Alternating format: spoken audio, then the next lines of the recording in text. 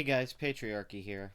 You know, it's a nice time to enjoy each other's company right now, being the holidays, and we get to look back at what we're thankful for over the last year, and what made us the most joyous, what will carry with us for the years to come. And for me, that has to go back, we have to go back to the beginning of the patriarchy. We have to go back to my first video. The Patriarchy Explains Why Ghostbusters 2016 Bombed. Well, I did a couple videos on that, plus a Paul Feig video, so you could say I've drained the swamp on Sony's Ghostbusters, the swamp of shit that was that movie's production, marketing campaign, and the film itself. But as this is now the Losers of 2016 series, we have to look at all the biggest mistakes and just laughable failures. And Sony's Ghostbusters shoots up to the top of the list, certainly. Sony in general should just be on this list. I mean, and if we're looking at right now, their film Passengers, which they just released this weekend with Chris Pratt and Jennifer Lawrence, is not doing well. The box office numbers have come in, and the film is underperforming greatly. Um, Sony in general didn't have a great year. They had a couple indie films do well this year, like Don't Breathe, but they clearly had their money on Ghostbusters.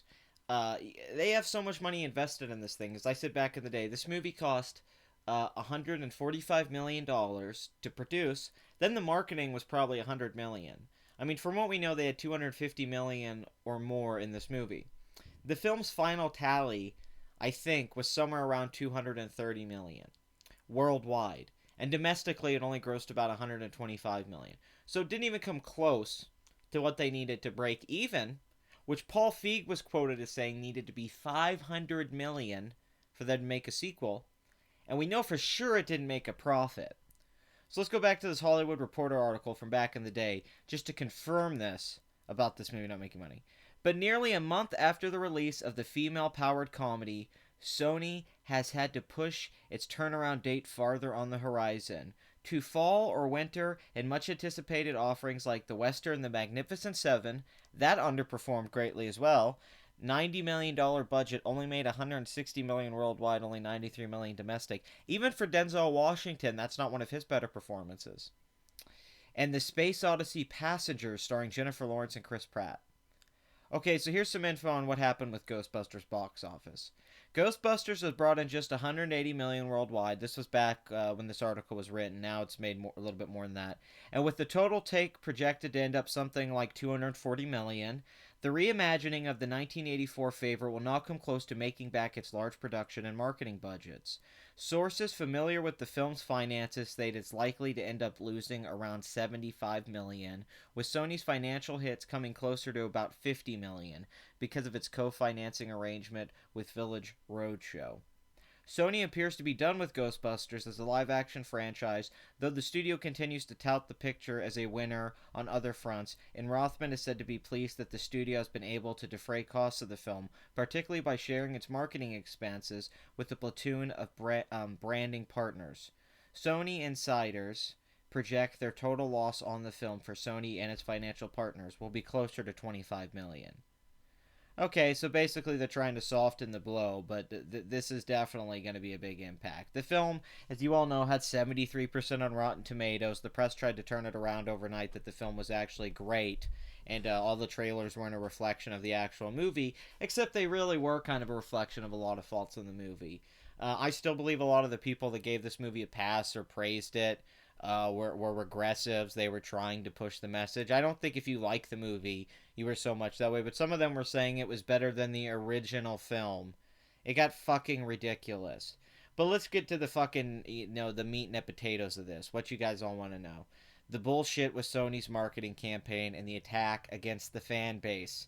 Mainly Paul Feig, the cast, everyone involved. As the evil, demonic presence of Satan comes these holidays, I'm reminded of another demon in Amy Pascal and Tom Rothman, both of them part of why Sony's on its downfall. And, really, Pascal, we found out through the Sony email leaks, and it turns out a lot of email leaks is what screwed a lot of leftists this year in their agendas, she wanted to do an all-female cast. She locked Ivan Reitman out of choosing the new director. He wanted to make the movie. She didn't invite him to parties. They were basically forcing the old cast to reappear. They really never had a complete script. They just slapped this movie together. This movie never had a vision. I'll say what I've said before. I don't think Paul Feig's a very good filmmaker. I don't think Bridesmaids is that good of a movie from an editing, filmmaking standpoint. I get why it was a hit. I don't think The Heat or Spy are great films. I think Spy's the best out of those. The best thing Paul Feig ever did was star in that movie Heavyweights and a couple episodes of The Office he directed and some Arrested Development. And of course, Freaks and Geeks, the magnificent television show. But everything since then has been awful. And I think this is just shows that Feig can't compete in the big leagues. The film, while colorful, was sloppy and poor. And I'll say it, Kate McKinnon's performance is very overrated. It is just a bombastic, crazy, zany, anything goes performance that works in small doses but is way overused by the film's end runtime. Kristen Wiig's okay. Leslie Jones tries to save it. She's actually not the worst part of the movie despite the trailers showing it to be that way. Melissa McCarthy brings a lot to it and mostly her size. And it's mainly Feig who who released that article in Hollywood Reporter to respond to Hitchens' article about why men aren't funny. And it's just Paul Feig came out to be a cuck of cucks, really. And this whole film did have an agenda. Maybe not the film itself when you watch it had this feminist agenda, but clearly Sony did, where they called the fans sexist because they didn't like their shitty trailer. An awful trailer. And then they tried to make more trailers that were a little better, but they were still bad. And then they released the Fall Out Boy cover of the Ghostbusters theme, which is cancer. Legitimately gave me cancer. I'm just now recovering because of chemo. Thank you, ad revenue. But it's just fucking terrible. This is it came out and it bombed. They couldn't handle that it was failing. It never really picked up traction. It wasn't tracking well. They knew they weren't going to get a big opening weekend. And then when it opened to 46 million, it was hilarious that all the press tried to spin it as like biggest opening of the year for a comedy, biggest Melissa McCarthy film, just ignoring the fact how big the budget was. It was a blockbuster. The domestic take's really bad. I mean, that's for a franchise like Ghostbusters. I said it before, but we'll have to all say it again, what we all said. Fuck you guys for attacking James Rolfe, for saying he didn't want to go see the movie when he had every right to not want to go see the movie and give a biased review that he knew he was going to give. He didn't want to see it. He wanted a sequel. We all did. You should have pulled a Force Awakens. The cameos that the cast make in the film are cringe. Bill Murray's in particular is very bad. The dialogue is poor. The film's only good for maybe 20 minutes. And it's basically just a remake of Ghostbusters with very original ideas brought in. There's nothing original, new, or creative, or insightful about this Ghostbusters. And we all knew it from trailer one. It was a bland-looking product, like a lot of Hollywood products. It performed like one of those, like a video game movie or something. And Sony quite hasn't recovered from it. And like a lot of things with the SJWs, when their plans fail, they try to spin it again and say, well, it was sexism. People didn't want to go see this movie because of sexism. Well, that narrative didn't work long, as this film is just going into obscurity quicker than anything on this fucking planet. Maybe those celebrities who keep doing those endorsements to promote Hillary Clinton could have helped this Ghostbusters film. Maybe they should have showed up. It was truly a terrible year for cinema in a lot of ways in the mainstream. I think a lot of the big films are disappointing, but really Ghostbusters had an uphill battle from the beginning because none of us really wanted it. But I thought maybe they'll win us over. And if anything, Sony just kept digging themselves deeper and deeper into a pit of despair until basically they just told us to fuck off if we were male fans, even though females were criticizing this film just as much on social media or in YouTube videos. But they didn't care about that. It was to push a goddamn narrative, and an agenda blew up in their face. Identity politics died this year. So that's why Ghostbusters was a failure, and that's why everyone involved with it's a loser. Amy Pascal, the cast, Paul Feig, they're all losers. Even Chris Hemsworth's kind of a loser, and he came out of this least scathed, but he just comes off like a cuck boy now. And I hate it because I love Hemsworth, but really everyone involved in this just feels less manly and interesting because of it. Because at any point, why didn't somebody just look at Paul Feig, Sony, anyone? Someone with some pull here, like Chris Hemsworth, he's Thor, he should be like, what the fuck is this thing? Can we stop this disaster before it happens? This is Heaven Gate's proportion of disaster coming, guys. But nobody ever listens. I mean, we were all telling them this was a bad idea. They were so arrogant that people were going to see this film because of feminism that it was just going to be a hit. But it doesn't work that way, Hollywood. You can't just force us to go see a movie because you just get to attach some political agenda to it, especially when feminism's on its way out. You sure did pick the wrong candidate, huh, Sony? Oh, God, I love when people leak emails to show how people are pieces of shit. You fuckers. Seriously, Amy Pascal just comes off like a terrible fucking woman in these emails. And how she handled this whole production, her agenda with this, and how she treated Ivan Reitman, I will never quite forget. And I don't think any Ghostbusters fans will forget. We're butthurt. We're not butthurt like George Lucas. That was the man who created what he created and destroyed it himself. It was truly like a Roman tragedy, something Shakespearean even. But with Amy Pascal, she chooses to fuck with us like a very very evil presence, like something we can't get rid of. It's like that It Follows demon that just keeps following you to fuck you to death. Except Amy Pascal wants us to watch shitty movies all the time with female casts. She's also producing Amy Schumer's Barbie, I think, because that's at Sony. Oh yeah, and they were also behind those amazing Spider-Man movies. That went really well. So who's the biggest loser here? Sony? I'd say so, but I'd say more it's just films with a political agenda like this. Not that Star Wars really had it. People are trying to say Rogue One had it, but Disney knows what they're doing. They're just marketing to foreign countries and stuff like that. Ghostbusters was directly telling fan bases you have to accept these women, and we don't care how you feel about the movie. If you don't like it, you're a fucking sexist.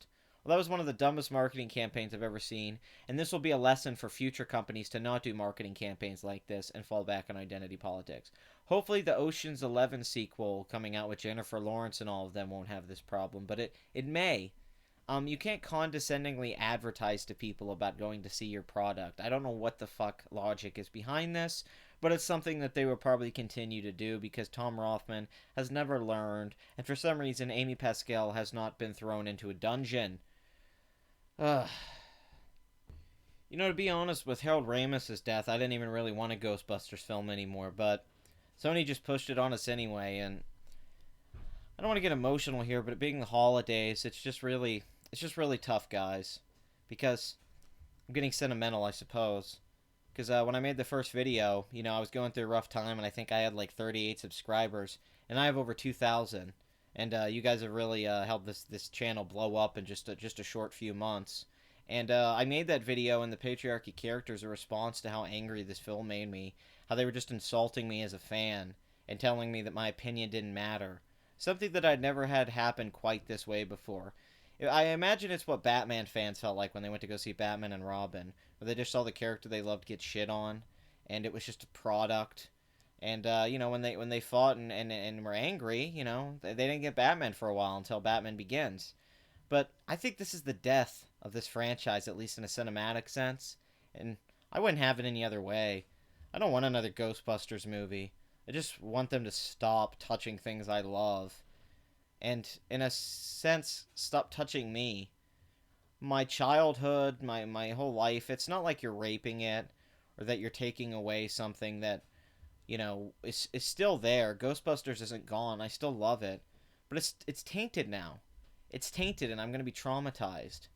Because I know that there was a point that this thing that I helped support and build and love was something that turned against me. And the powers that be took this thing that I loved and tried to turn it against me. And I had to destroy it because I love it so much. And then from that spawned the patriarchy. So in a sense, I guess I have to thank Sony and Paul Feig and everyone involved for making this pile of shit.